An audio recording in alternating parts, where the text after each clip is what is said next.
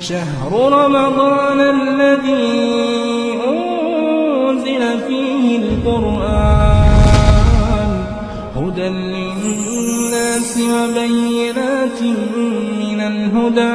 لله رب العالمين والصلاة والسلام على أشرف الأنبياء والمرسلين وعلى آله وصحبه أجمعين ومن تبعهم بإحسان إلى يوم الدين. أما بعد.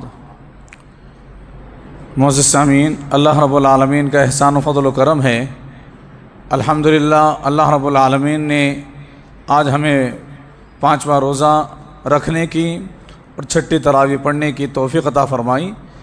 اللہ رب العالمین سے دعا ہے کہ اللہ رب العالمین اسی طرح ہماری ان عبادتوں کو قبول بھی فرمائے. آمین. معزز سامعین،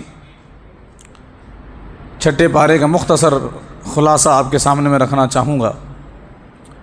اس پارے میں ویسے تو تیمم کے مسائل بھی ہیں، وضو کا طریقہ بھی ہے، کون سے جانور حلال ہیں اور کون سے حرام، اس بات کا بھی ذکر ہے، حابیل قابیل کا بھی واقعہ ہے، اور بہت کچھ اللہ رب العالمین نے اس میں نازل فرمایا ہے. لیکن یہ آپ آئے دن سنتے رہتے ہیں، لہٰذا 2-4 باتیں رکھ کر میں اپنی باتوں کو مکمل کر دوں گا. اس پارے کے شروعات میں سورہ نساء ہے، آیت نمبر 156 ہے. اللہ رب العالمین نے فرمایا وَقَوْلِهِمْ إِنَّا قَتَلْنَا الْمَسِيحَ عِيسَى ابْنَ مریم. حضرت عیسیٰ علیہ السلام کا ذکر ہے اور دجال کا بھی ذکر ہے. حضرت عیسیٰ علیہ السلام کے تعلق سے ایک حدیث میں آپ کے سامنے رکھنا چاہوں گا، جس میں حضرت عیسیٰ علیہ السلام کا حلیہ بیان کیا گیا ہے، جس کو السلسلۃ الصحیحہ میں شیخ البانی رحمۃ اللہ علیہ لے کر کے آئے ہیں سیدنا ابو ہریرہ رضی اللہ عنہ کے حوالے سے. حدیث کا نمبر 3140 ہے. اللہ کے نبی صلی اللہ علیہ وسلم فرماتے ہیں الانبیاء اخوۃ لعلات. انبیاء تمام کے تمام باپ کے اعتبار سے بھائی ہیں. امہاتہم شتیٰ، ان کی مائیں الگ الگ ہیں. ودینہم واحد، اور ان کا دین ایک ہے. اور فرماتے ہیں وَأَنَا أَوْلَى النَّاسِ بِعِيسَى ابْنِ مریم، اور لوگوں میں سب سے زیادہ عیسیٰ علیہ السلام کے میں حقدار ہوں، میں قریب ہوں. کیونکہ لِأَنَّهُ لَيْسَ بَيْنِي وَبَيْنَهُ نَبِيٌّ، اس لیے کہ میرے اور ان کے درمیان کوئی نبی نہیں ہے. وَإِنَّهُ نَازِلٌ فَإِذَا رَأَيْتُمُوهُ فَاعْرِفُوهُ، جب وہ نازل ہوں گے تو تم ان کو پہچان لوگے. رَجُلٌ مَرْبُوعٌ إِلَى الْحَمْرَةِ وَالْبَيَاضِ، وہ سرخ رنگ لال رنگ کے ہوں گے اور تھوڑا تھوڑا سفیدی مائل ہوں گے. ان کا رنگ اس طرح کا ہوگا. بین ممصرتین کأن رأسہ یقطر وإن لم یصبہ بللا. اللہ کے نبی صلی اللہ علیہ وسلم فرماتے ہیں وہ 2 چادروں کو اوڑے ہوئے اس طرح اتریں گے گویا ان کے پیشانی سے قطرے ٹپک رہے ہوں گے، حالانکہ وہ گیلے نہیں ہوں گے، یعنی انہوں نے پانی نہیں نہایا ہوگا، غسل نہیں کیا ہوگا، لیکن پھر بھی ان کے پیشانی سے قطرے گر رہے ہوں گے. اور فرماتے ہیں فَيُقَاتِلُ النَّاسَ عَلَى الْإِسْلَامِ، اسلام کے خاطر وہ لوگوں سے لڑیں گے، اسلام کے بارے میں لوگوں سے لڑیں گے. فَيَدُقُّ الصَّلِيبَ، اور جو صلیب عیسیٰ علیہ السلام کے نام پر بنائی گئی ہیں اس کو توڑ دیں گے. جو پلس کا مارک ہے جس کو عیسیٰ علیہ السلام اور مریم اور اللہ رب العالمین کا ایک کومبو بنا کر کے عیسیٰ یوز کرتے ہیں. اللہ کے نبی صلی اللہ علیہ وسلم فرماتے ہیں کہ اس کو عیسیٰ علیہ السلام توڑ دیں گے. وَيَقْتُلُ الْخِنْزِيرَ، اور خنزیر کو قتل کر دیں گے کیونکہ عیسائیوں نے اس کو حلال کر لیا ہے کھانے کے لیے. فرماتے ہیں وَيَدَعُ الْجِزْيَةَ، اور ٹیکس کو ہٹا دیں گے. وَيُهْلِكُ اللَّهُ فِي زَمَانِهِ الْمِلَلَ كُلَّهَا، اور اللہ رب العالمین ان کے زمانے میں تمام باطل مذہبوں کو اللہ ہلاک کر دے گا، ختم کر دے گا، سوائے اسلام کے. اسلام باقی رہے گا اور سارے باطل مذاہب ختم ہو جائیں گے. وَيُهْلِكُ اللَّهُ الْمَسِيحَ الدَّجَّالَ، اور اللہ رب العالمین مسیح دجال کو بھی ختم کر دے گا، عیسیٰ علیہ السلام ہی اس کو ماریں گے. وَتَقَعُ الْأَمَنَةُ فِي الْأَرْضِ حَتَّى تَرْتَعُ الْأُسُودُ مَعَ الْإِبِلِ، اور دنیا میں زمین پر جو ہے امن و سکون خوب پھیل جائے گا، ہر سو امن اور سکون، امن اور حفاظت ہوگی. کس طرح سے؟ یہاں تک کہ اللہ کے نبی صلی اللہ علیہ وسلم فرماتے ہیں ترتع الاسود مع الابل، شیر جو ہے وہ اونٹ کے ساتھ چرتا رہے گا، یعنی دونوں ساتھ میں چریں گے. اور پھر فرمایا والنمار مع البقرہ، اور چیتے یہ گائے کے ساتھ چرنے کو تیار ہوں گے، یہ دونوں چرتے رہیں گے۔ والذیاب مع الغنم، اور بھیڑیا اور بکری ایک ساتھ چریں گے۔ ویلعب الصبیان بالحیات، اور چھوٹے بچے سانپوں کے ساتھ کھیلیں گے۔ لا تضرهم، اور وہ انہیں نقصان نہیں پہنچائیں گے۔ فیمکث فی الارض 40 سنہ، اور پھر فرمایا عیسیٰ علیہ السلام زمین میں 40 سال زندہ رہیں گے۔ ثم یتوفا، پھر انہیں موت دے دی جائے گی۔ فیصلی علیہ المسلمون، اور مسلمان ان کی جنازے کی نماز پڑھائیں گے۔ تو عیسیٰ علیہ السلام کے حوالے سے یہ باتیں جو ضروری تھی میں نے آپ کے سامنے رکھی۔ عیسیٰ علیہ السلام کس طرح سے دنیا سے اٹھائے گئے، اور ان کے تعلق سے اور بھی بہت ساری باتیں آپ گزشتہ رمضانوں کی دروس میں سن چکے ہیں۔ اسی طرح سے آگے چل کر کے سورہ مائدہ کی آیت نمبر 24 ہے، جس میں بنی اسرائیل نے موسیٰ علیہ السلام سے ایک بات کہی تھی۔ موسیٰ علیہ السلام نے جب جنگ کے لیے آمادہ کیا، جب اپنی قوم کو بلایا تو قوم نے کہا فَاذْهَبْ أَنْتَ وَرَبُّكَ فَقَاتِلَا إِنَّا هَاهُنَا قَاعِدُونَ، موسیٰ تم جاؤ اور تمہارے رب کے ساتھ مل کر کے لڑو، ہم یہاں پر بیٹھیں گے، تم اور تمہارا رب مل کر کے لڑو۔ یہ عیسائیوں کا، یہ موسیٰ علیہ السلام کی قوم یعنی بنی اسرائیل کا، خصوصاً یہودیوں کا یہ کہنا تھا۔ اور دوسری طرف امت محمدیہ کے سپہ سالار، اسلام کی خاطر جان نثار کرنے والے صحابہ، جنگ بدر میں اللہ کے نبی صلی اللہ علیہ وسلم نے صحابہ سے کہا کہ مجھے مشورہ دو۔ سیدنا ابوبکر صدیق رضی اللہ عنہ نے مشورہ دیا۔ پھر اللہ کے نبی صلی اللہ علیہ وسلم نے کہا کہ مشورہ دو، تو حضرت عمر نے بھی مشورہ دیا۔ پھر حضرت ابوبکر عمر کہنے لگے کہ اللہ کے نبی صلی اللہ علیہ وسلم چاہتے ہیں کہ انصاری لوگ، انصار جو ہیں مشورہ دیں۔ نبی صلی اللہ علیہ وسلم کی مراد انصار ہیں، نبی کی خواہش ہے کہ انصار وہاں سے جواب دیں۔ تو انصاریوں نے جواب دیا، اور خصوصاً سعد بن معاذ رضی اللہ عنہ نے کہا اللہ کے نبی صلی اللہ علیہ وسلم آپ ہم سے کیا مشورہ مانگ رہے ہیں؟ جان کا مشورہ ہے کیا؟ ہماری جان آپ پوچھ کر کے اللہ کے راستے میں قربان کریں گے؟ آپ صرف حکم کیجئے، اللہ رب العالمین کے خاطر آپ کہیں گے سمندر میں چھلانگ لگا دو، ہم چھلانگ لگا دیں گے۔ آپ کہیں گے کسی اونچی جگہ سے گر پڑو، ہم گر پڑیں گے۔ اللہ کے نبی صلی اللہ علیہ وسلم ہم یہودیوں کی طرح نہیں کہیں گے جنہوں نے موسیٰ علیہ السلام سے کہا تھا کہ موسیٰ تم اور تمہارا رب لڑ لو، ہم پیچھے آرام کرتے ہیں۔ ہم اللہ کے نبی آپ کے شانہ بشانہ کھڑے ہو کر کے میدان جنگ میں برسر پیکار ہوں گے، اور فرمایا کہ ہم بہت بڑا صبر دکھائیں گے، ہم کافروں کو جہنم حاصل کریں گے اور ان کو جنگ کی دھول چٹوائیں گے۔ اللہ کے نبی صلی اللہ علیہ وسلم ہم پیچھے ہٹنے والے نہیں۔ ایک طرف امت محمدیہ کا حال یہ ہے، اور دوسری طرف بنی اسرائیل، وہ انہوں نے اپنے انبیاء کو خصوصاً موسیٰ علیہ السلام کو اتنا پریشان کیا۔ آگے چل کر کے سورہ مائدہ ہے، آیت نمبر 64 ہے، اللہ رب العالمین نے فرمایا کہ یہودی کہتے ہیں قالت الیہود ید اللہ مغلولہ، کہ اللہ رب العالمین بخیل ہے، اللہ کے ہاتھ بندھے ہوئے ہیں۔ اللہ رب العالمین نے فرمایا غلت ایدیہم ولعنوا، یہودیوں کے ہی ہاتھ بندھے ہوئے ہیں اور ان پر اللہ کی لعنت ہے۔ اس کے تعلق سے ایک حدیث ہے، امام بخاری رحمۃ اللہ علیہ نے اپنی صحیح میں سیدنا ابو ہریرہ رضی اللہ عنہ سے روایت نقل کی ہے۔ حدیث کا نمبر 4684 ہے، 4684 میں یہ حدیث موجود ہے۔ فرماتے ہیں اللہ کے نبی صلی اللہ علیہ وسلم کہ اللہ نے فرمایا انفق علیک، تو خرچ کر، تجھ پر خرچ کیا جائے گا۔ وقال ید اللہ ملأ لا تغیضها نفقۃ سحاء اللیل والنہار، فرماتے ہیں کہ اللہ کا ہاتھ بھرا ہوا ہے، اللہ رب العالمین صرف دیتا ہے اور عطا کرتا ہے۔ اللہ کے دونوں ہاتھ بھرے ہوئے ہیں خزانوں سے اور عطا کرنے سے۔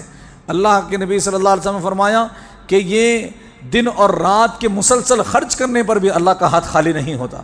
اللہ اتنا خرچ کرتا ہے، دن اور رات خرچ کرتا ہے۔ دنیا میں کسی کروڑ پتی ارب پتی کو ہم دیکھ کر کے سمجھتے ہیں کہ ساری دنیا کی دولت اس کو مل گئی۔ یہ پوری کائنات میں جو دولت جس نے تقسیم کی، وہ دن اور رات خرچ کرتا رہتا ہے، مسلسل دیتا رہتا ہے۔ اور یہی نہیں، ایسی چیزیں جس کا مول نہیں، انمول ہے، جن کی قیمت نہیں لگائی جا سکتی۔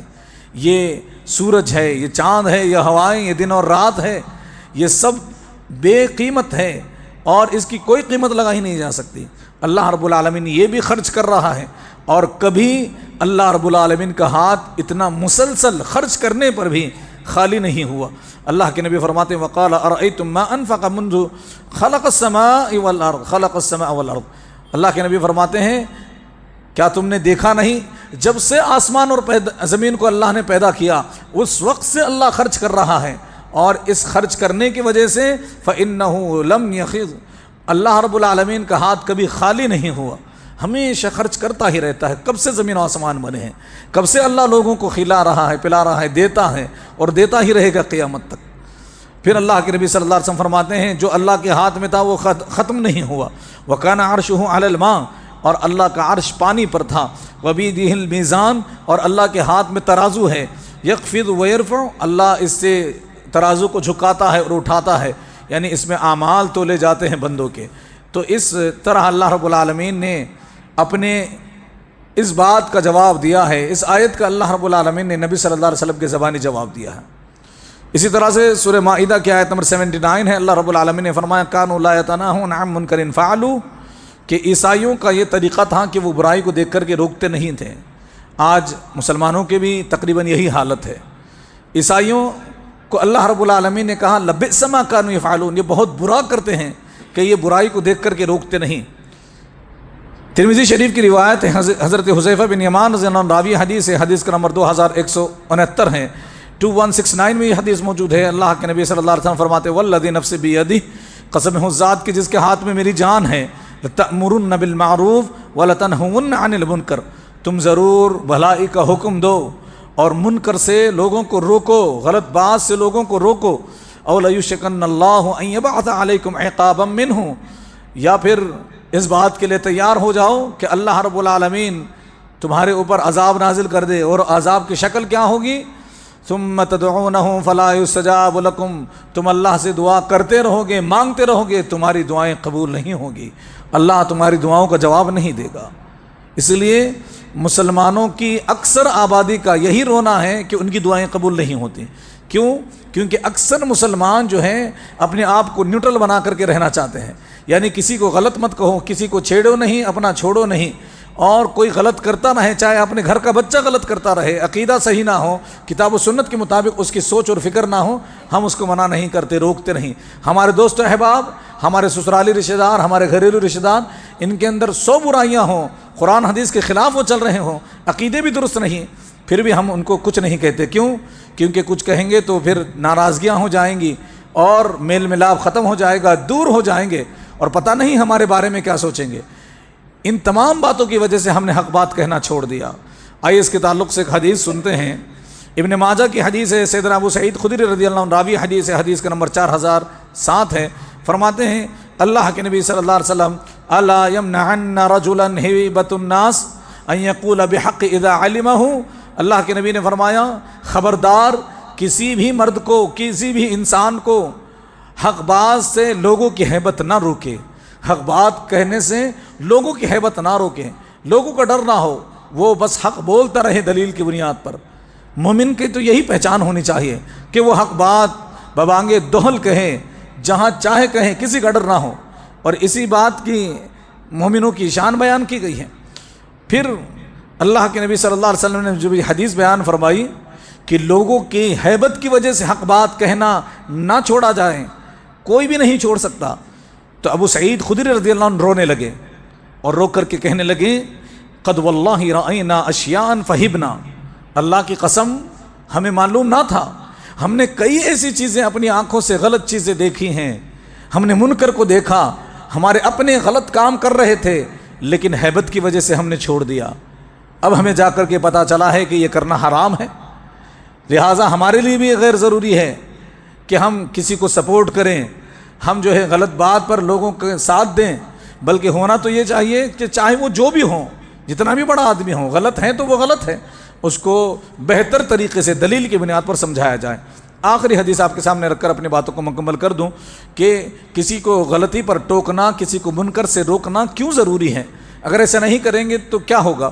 آئیے اس کے تعلق سے ایک حدیث سنتے ہیں، مشکات کی حدیث ہے 5141 ہے، 5141 میں یہ حدیث موجود ہے، حضرت عرس بن عمیرہ الکندی رضی اللہ عنہ سے روایت ہے، وہ فرماتے ہیں کہ اللہ کے نبی صلی اللہ علیہ وسلم فرمایا اذا عملت الخطیئۃ فی الارض کان من شہدها فکرہها وقال مرۃ انکرها کان کمن غاب عنها، اللہ کے نبی فرماتے ہیں کہ زمین پر کہیں گناہ ہو رہا ہو، اللہ کی نافرمانی ہو رہی ہو، اور دیکھنے والا خاموش ہو جائے، اگر دیکھنے والا خاموش ہونے کے بجائے اس کو روکیں، ٹوکیں، اور ایک مرتبہ کہا انکرہا، اس کو ناپسند کرے اور اس کو دلیل کی بنیاد پر روکے، تو اس کی مثال ایسی ہے کمن غاب عنہا، گویا کہ وہ وہاں پر تھا ہی نہیں۔